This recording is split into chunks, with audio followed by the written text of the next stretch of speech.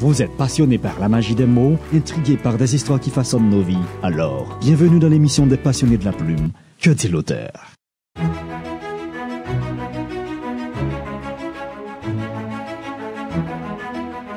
Rejoignez-nous pour découvrir l'essence des mots. Que dit l'auteur sur la Hop Media Haïti, chaque dimanche à 18h.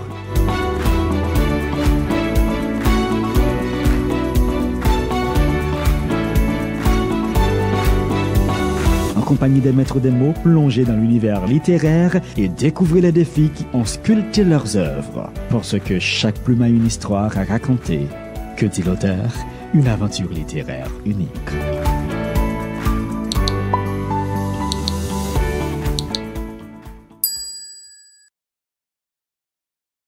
Bonsoir, chers téléspectateurs de la Hop Media Haïti. Nous sommes là pour vous présenter une nouvelle émission Que dit l'auteur. C'est une grande émission à travers laquelle nous allons puiser beaucoup de choses pour notre culture intellectuelle et notre culture spirituelle.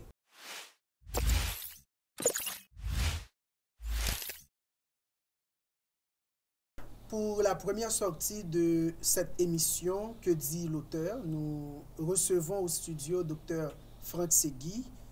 Dr. Franck Segui est professeur d'université. Il enseigne à l'Université adventiste d'Haïti. Il enseigne aussi à l'Université d'État d'Haïti. Je dois vous le dire, chers téléspectateurs, que Dr. Franck Segui a fait carrière dans la presse écrite. En fait, il a publié beaucoup d'articles scientifiques. Il présente beaucoup de conférences à travers tout le pays. Dr. Franck Segui est ancien à l'église de l'Université adventiste d'Haïti. Il est un homme marié, père de 4 enfants. En fait, nous recevons cet éminent professeur qui, pendant cette première sortie de l'émission, va nous présenter, va nous parler un peu d'un grand document, d'un grand livre qu'il a écrit, c'est bien Adventisme liquide, derrière l'ouverture, l'éloignement. Voici le document de Dr. Franck Segui et c'est ce document qu'il va nous présenter en cet après-midi. Je suis sûr que beaucoup d'entre vous possèdent déjà ce document. Moi, j'en ai le mien. Et en cet après-midi, vous aurez la possibilité d'entendre Dr. Segui dans la présentation de ce grand document. Bonsoir, Dr. Franck Segui. Bonsoir, Magenson Alcimé. C'est un plaisir de vous recevoir dans cette émission. Et que dit l'auteur? Et nous sommes là pour parler de ce grand ouvrage que vous avez publié. Je crois que c'est au cours de l'année 2021. 22. Au cours de l'année 2022. Un plaisir de vous recevoir au studio, Dr. Segui. Le plaisir est mien d'être avec vous et de partager avec les téléspectateurs de la Hop Media cet ouvrage qui va avoir 2 ans en circulation dans le pays puisque c'est apparu en mars 2022. OK.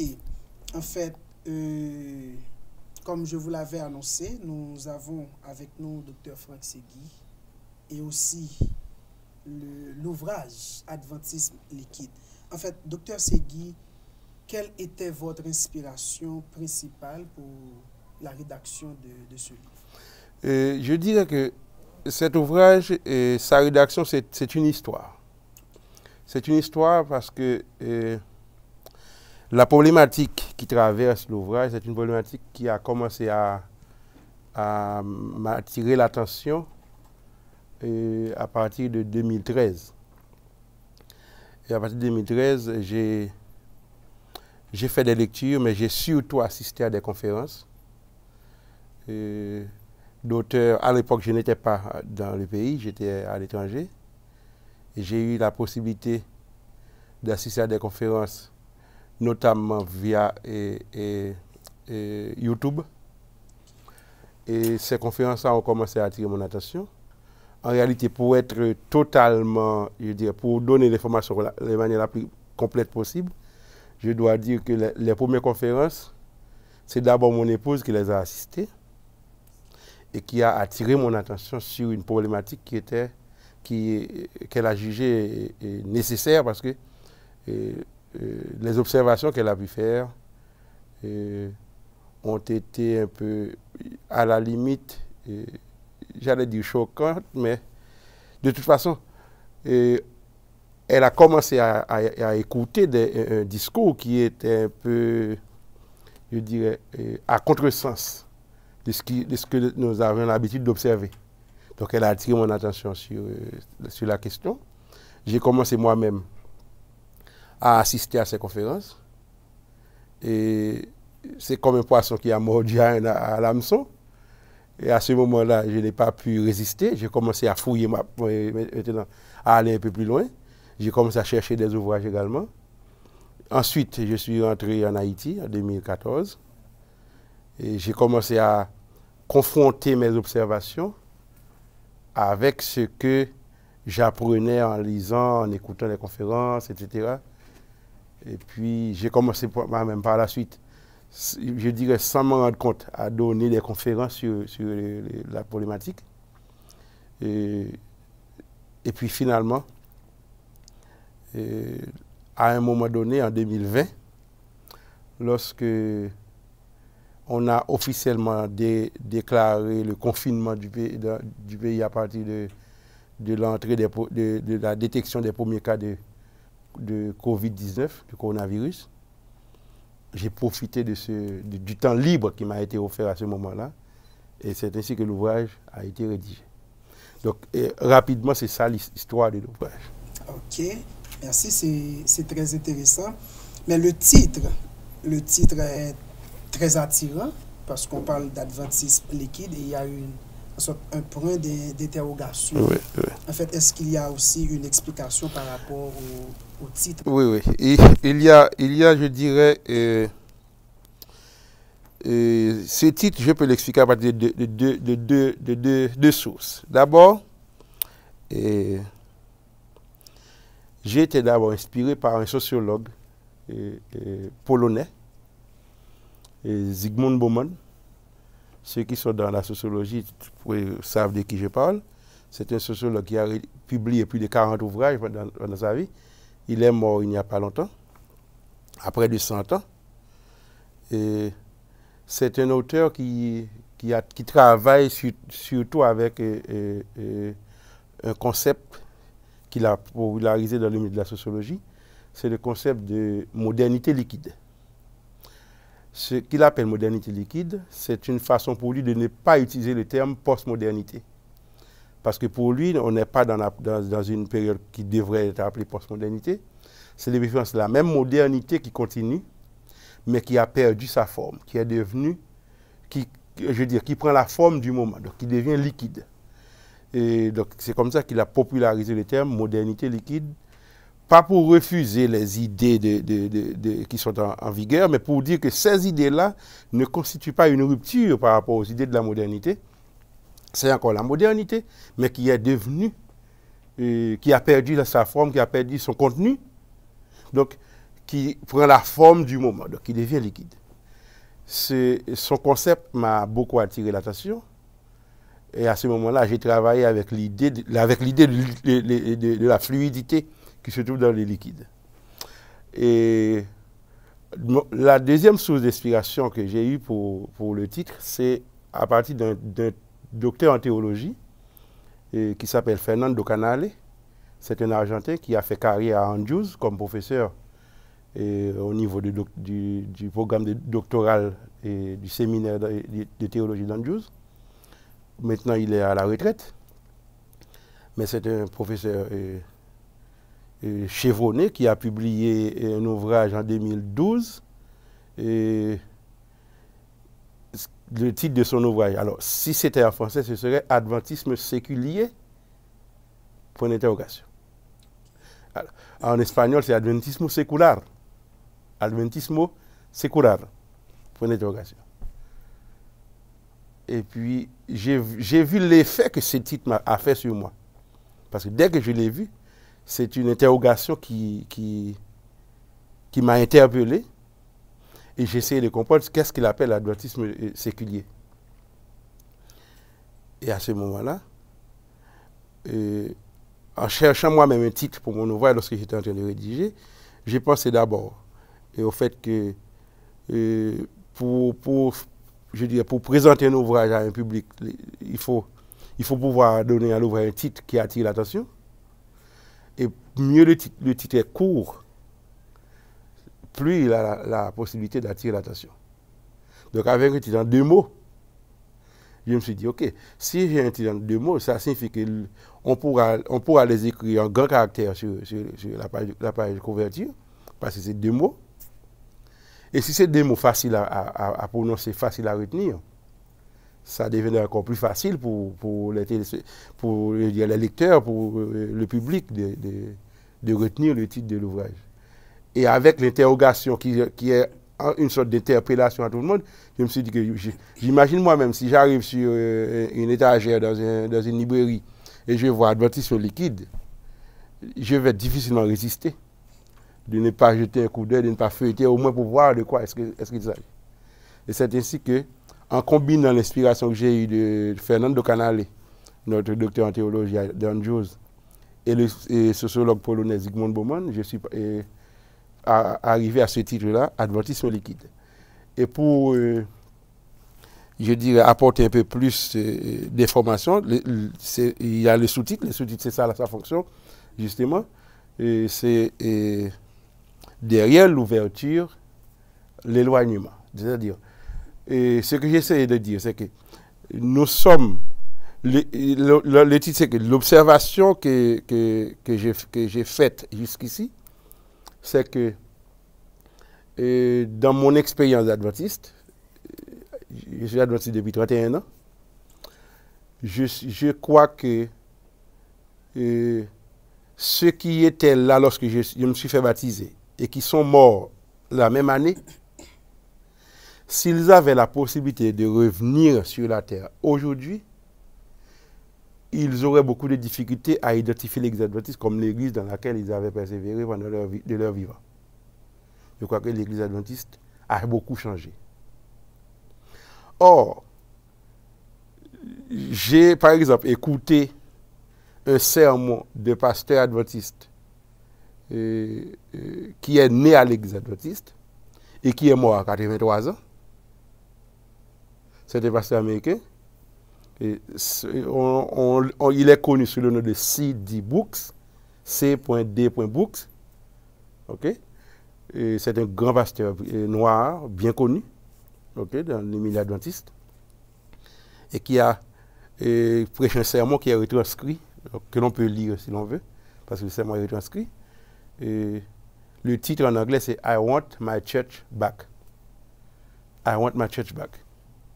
Si tu veux traduire ça en français, c'est, comment dirais-je, rendez-moi mon église, rendez-moi mon église. Ou bien je voudrais retrouver mon église, rendez-moi mon église. Okay? C'est-à-dire, et qu'est-ce qu'il a dit dans le message? Il a dit qu'il a grandi dans une église, il a constaté que ce n'est pas la même église, l'église a changé. Or, lui-même, il est mort en 2017, je crois, à 83 ans. Or, moi-même, non seulement je suis nouveau-né par rapport à lui, mais maintenant, je n'ai que 31 ans. C'est-à-dire, si j'ajoute mon âge à l'Église par rapport à lui-même, le temps d'expérience qu'il a eu, eh bien, tout ça nous dit que l'Église adventiste a changé. Mais l'Église adventiste a changé comment? L'Église adventiste a changé sous l'influence de la culture du moment. C'est les nouvelles idées philosophiques, etc., qui circulent dans les milieux théologiques, académiques, les milieux sociaux, etc. Ce sont ces idées-là qui ont influencé, qui d'abord sont entrées à l'Église, okay, qui sont entrées à l'Église, et ces idées sont entrées, et pas de manière, je dirais, pas par hasard, mais c'est des gens de l'Église, notamment qui sont nés à l'Église, qui sont allés dans le milieu culturel et qui ont introduit ces idées au sein de l'Église adventiste. Donc c'est sous l'influence de de ces idées-là que l'Église adventiste a subi certains changements.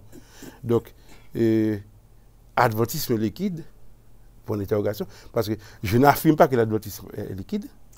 Je constate qu'il y a une forme de liquidité dans la manière dont les adventistes appréhendent l'Église adventiste. Mais l'Église adventiste elle-même n'est pas liquide, elle ne pourra jamais être liquide. Il faut que ce point soit clair pour nos téléspectateurs. L'Église adventiste, ça dépend de comment nous définissons l'Église. OK? Mais je pense que la meilleure façon de définir une église, pas seulement l'église adventiste, mais une église, qu'elle soit baptiste, pentecôtiste ou autre, c'est d'aller dans ses doctrines pour voir ce que l'église enseigne.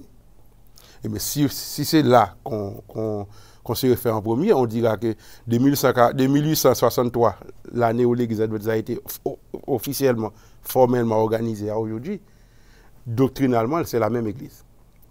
OK? Ça, nous devons nous rassurer sur ce point. Doctrinalement, c'est resté la même église. Par contre, de la manière dont nous autres, en tant que personnes, parce que l'Église, ce n'est pas seulement la doctrine, l'Église aussi, c'est les personnes qui suivent le Seigneur qui a fondé l'Église. Eh bien, dans la manière dont nous autres, en tant qu'humains pécheurs, dans la manière dont nous vivons notre adventisme, la tendance, c'est que nous sommes enclins à, je dirais, culturaliser l'Église, à adapter l'Église aux circonstances du moment, c'est-à-dire à faire le contraire de ce que l'apôtre Paul a dit dans Romains 12. Ok, merci, docteur. Donc, si tu permets, c'est pour dire que derrière l'ouverture, ce que j'appelle l'ouverture, c'est le fait que nous nous sommes ouverts à la culture du moment, ça a entraîné comme conséquence que nous nous sommes éloignés du message adventiste. Ok, nous allons prendre notre première pause, mais bien avant, docteur Segui, pendant la rédaction de cet ouvrage, est-ce qu'il n'y avait pas des moments d'incertitude, des moments de doute, des défis à relever pendant la rédaction de cet ouvrage? En réalité, la rédaction de l'ouvrage a été tellement rapide que c'est comme si ce n'est pas moi qui ai décidé d'écrire l'ouvrage. Parce qu'en réalité, qu'est-ce qui s'est passé? Lorsque j'ai commencé à présenter mes premières conférences dans le milieu, notamment à Carrefour, il y avait presque toujours un choc entre ce que je présente et ce que les gens qui m'écoutaient avaient l'habitude soit d'entendre ou croyaient comme ce qui devait être fait. Donc, j'ai eu suffisamment d'opportunité d'avoir du feedback sur comment le public réagit par rapport à mes présentations. Parfois, c'est des semaines de conférences dans les églises. Parfois, c'est une conférence, un message dans la matinée, et puis une conférence dans l'après-midi. Dès la première conférence, je n'ai pas cessé de recevoir des invitations. Eh bien, à un certain moment, quelqu'un, en particulier, j'insiste sur ce personnage, c'est un personnage du campus de l'université, qui entre-temps n'est plus avec nous, il se repose maintenant dans le Seigneur, Maître Fresnel Charles. C'est l'une des personnes qui m'avait interpellé après avoir écouté une de mes présentations à l'UNA et qui m'a dit, tu ne peux pas garder toutes ces informations pour toi, tu dois écrire un ouvrage. À ce moment-là, j'étais un peu hésitant. Je ne savais pas vraiment ce que j'allais faire. Une première fois, c'est dans une église, c'est à Beersheba. Après une semaine de conférence, les gens m'ont dit, mais tu as tellement parlé de bonnes choses, de choses utiles, importantes, mais comment est-ce que nous allons faire nous-mêmes de nous contenter à t'écouter, ensuite de n'avoir rien entre les mains? Pourquoi tu n'écris pas un ouvrage? Je leur ai dit, bon, je pourrais toujours écrire l'ouvrage, mais ne dites jamais que j'ai promis d'écrire un ouvrage, parce que si je n'ai pas le temps pour le faire, je ne le ferai pas. Et c'est ainsi que lorsque le confinement a été déclaré dans le pays en 2020, je ne savais pas que j'allais écrire l'ouvrage, mais en réalité, tout ce dont j'avais besoin était déjà disponible pour moi. Donc, j'ai commencé à écrire, et pendant les 4 mois du confinement, j'ai pratiquement écrit tout l'ouvrage. Tout ce que j'ai fait par la suite, c'est corriger, c'est des relectures, des corrections, améliorer certaines parties du texte qui avaient besoin d'être améliorées. Mais l'ouvrage avait déjà été rédigé pendant les 4 mois.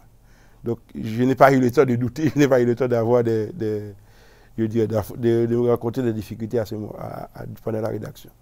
Merci, Dr Segui. Chers téléspectateurs, nous sommes à l'heure de notre première pause. Nous vous revenons.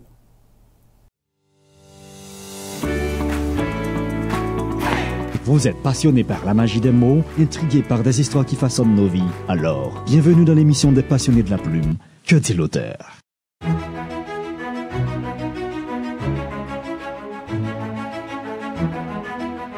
Rejoignez-nous pour découvrir l'essence des mots. Que dit l'auteur sur la Hop Media Haïti, chaque dimanche à 18h.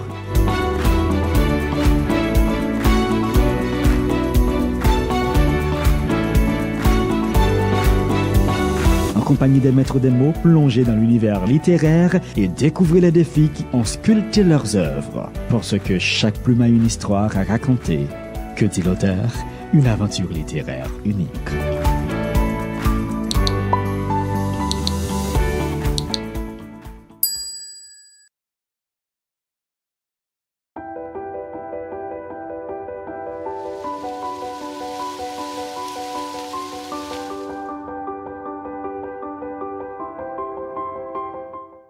Téléspectateurs de la Hop Media, nous vous revenons. Et à présent, nous vous revenons avec une rubrique tout à fait spéciale. Ce sont les racines de la plume. Là, Dr Segui, vous allez nous emmener dans l'exploration. Vous allez explorer avec nous le contexte de la rédaction de ce grand livre, de ce grand ouvrage, Adventisme en équipe. Comme nous l'avions dit au départ, l'ouvrage a été rédigé en 2020 pendant un moment de pause qui nous a été imposé. Parce que de mars à mars, avril, mai, juin, pendant ces 4 mois, je n'avais pas d'activité académique réellement à entreprendre parce que l'université a cessé de fonctionner. Et puis, le Seigneur a permis que j'ai mis à profit ces 4 mois pour rédiger l'ouvrage. Comme je l'ai dit tantôt, j'ai abordé dans l'ouvrage une problématique qui avait déjà attiré mon attention depuis plusieurs années auparavant et qui faisait déjà l'objet de beaucoup d'interventions que je faisais dans les églises, que ce soit dans les conférences ou dans les séminaires d'une semaine ou de plusieurs jours que j'entreprenais à partir d'invitations que je recevais. Donc, la problématique avait déjà été creusée dans ce sens-là. Okay? J'avais déjà réuni pas mal de documents, mais c'était d'abord par curiosité personnelle parce que moi-même, je voulais, comme j'étais amené à parler de la question, je voulais surtout être sûr moi-même, pour moi-même, de ce que je parlais. Ensuite, je pensais que, puisque j'avais une approche qui n'était pas l'approche la plus répandue, la plus populaire, il fallait que je sois en mesure d'avoir les meilleurs arguments à partir des sources que j'ai identifiées. Okay. Bon. Permettez-moi, Dr Segui, en fait, quand nous voyons cet ouvrage, Adventisme liquide, est-ce que en fait, dans le fond, c'est une exhortation ou est-ce que vous avez présenté tout simplement des remarques? Bon, d'abord, qu'est-ce que j'ai fait dans l'ouvrage? L'ouvrage, c'est 270 pages, 260, mais c'est 270 pages. Mais c'est 4 chapitres. OK? Parce que j'ai fait des grands chapitres avec beaucoup de pages. Qu'est-ce qu'il y a dans l'ouvrage? Le premier chapitre, c'est ce que je considère comme une sorte d'étude théologique. Le premier chapitre, j'ai étudié dans ce premier chapitre la question de l'adoration à partir des textes de la Bible. Donc, j'ai pratiquement passé en revue l'essentiel, pour ne pas dire tous les textes de la Bible qui parlent d'adoration et surtout les textes qui impliquent l'usage de la musique dans l'adoration. Donc, si un internaute prend le temps de lire ce chapitre, ce qu'il trouvera, c'est qu'il y a des textes qui sont les plus essentiels, qui sont analysés, comme les textes de 1 Chronique 13 et 1 Chronique 15. Par contre, j'ai essayé de faire comme l'histoire de la liturgie et de l'adoration telle que le Seigneur l'a recommandé à son peuple à travers l'histoire, à partir de Caïn et Abel, puisque il n'y a pas de chapitre dans la Bible qui nous présente Adam et Ève en train d'adorer. Cela ne signifie pas qu'ils n'étaient pas des adorateurs, ils étaient évidemment des adorateurs, mais la première scène d'adoration que la Bible nous a présentée, du point de vue de l'organisation de la Bible, c'est Caïn et Abel. OK? Parce qu'on pourrait dire que c'est la scène où Moïse a parlé des anges qui étaient en train d'adorer du moment de la fondation de la terre. Chronologiquement, c'est ça la première. Mais dans l'organisation de la Bible, c'est la séance de Genèse 4 que nous pouvons considérer comme la première scène d'adoration qui nous est présentée selon la manière dont la Bible est organisée. Donc, de cette séance jusqu'à, je dirais, jusqu'à l'inauguration des murailles et du temple de Jérusalem, à la sortie de la captivité de Babylone, c'est-à-dire avec Esdras et Néhémie, donc du point de vue chronologique, j'ai étudié toute cette période et tous les textes qui parlent d'adoration, qui incluent de la musique, parce que ce qu'on constate, les observateurs de l'Église adventiste, ce qu'ils constatent, c'est que la musique à l'Église adventiste, c'est, je dirais, c'est un facteur de distinction qui est aujourd'hui devenu un facteur de confusion. Docteur Segui, permettez-moi. En fait, j'aimerais bien que vous partagiez avec nous une expérience. Je sais qu'il y en a beaucoup d'expériences qui vous ont motivé pour rédiger ce document, mais est-ce qu'il y a une expérience en particulier? Si l'expérience qui me vient tout de suite à l'esprit, c'est je dirais, c'est lorsque, en 2019, j'ai été invité à faire une présentation à l'église de l'université par Maître Askel Elvesius, qui est le professeur de musique de l'université. C'est lui qui m'avait invité à faire une présentation. Et à la suite de la présentation, j'ai eu un moment d'échange, je dirais très profond, je dirais mais c'était comme un interrogatoire avec Maître Frénel Charles, qui m'avait dit que ta présentation a attiré l'attention, mais aussi ça a un peu dérangé. Donc il m'a tellement posé de questions, et puis à la fin, il m'a dit, mais je t'ai questionné, c'était pour te permettre d'exprimer ce que tu as, mais que tu n'avais pas eu le temps d'exprimer. Maintenant, je comprends mieux ce que tu dis, mais il m'a dit, tout ça que tu viens de dire, c'est extraordinaire, mais pourquoi tu ne mets pas ça dans un ouvrage? Or, c'est tout de suite après cette conversation, c'était en janvier 2020, 2 mois par la suite, ou 3 mois, on allait avoir le confinement. À ce moment-là, j'étais en train de rédiger un petit texte qui devait servir de support à une présentation. Or, voilà que les activités ont changé. Il fallait garder une certaine distance. On a déclaré un confinement. On ne savait pas comment se comporter. Et puis voilà que j'étais en train de travailler dans ce document et il y a le confinement. Et puis, à ce moment-là, je me suis mis à écrire. Donc, je dirais que en termes de proximité par rapport au moment où j'ai commencé à écrire, c'est le dernier événement qui m'a réellement marqué.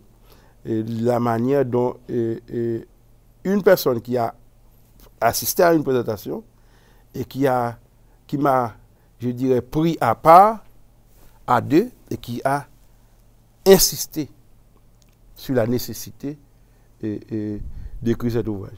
Okay. Donc ça, c'est un fait qui m'a marqué. Merci, Dr Segui. C'était bien cette partie combien spéciale, les racines de la plume. Vous venez d'entendre le Dr Segui qui vient de partager avec nous, en fait, le contexte le contexte qui l'a poussé, qui l'a suscité à rédiger cet ouvrage.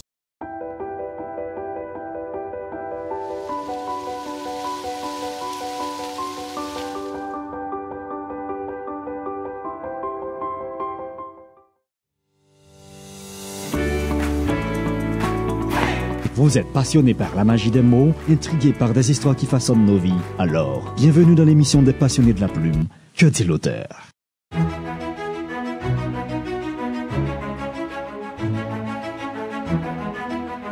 Rejoignez-nous pour découvrir l'essence des mots. Que dit l'auteur sur la Hop Media Haïti, chaque dimanche à 18h.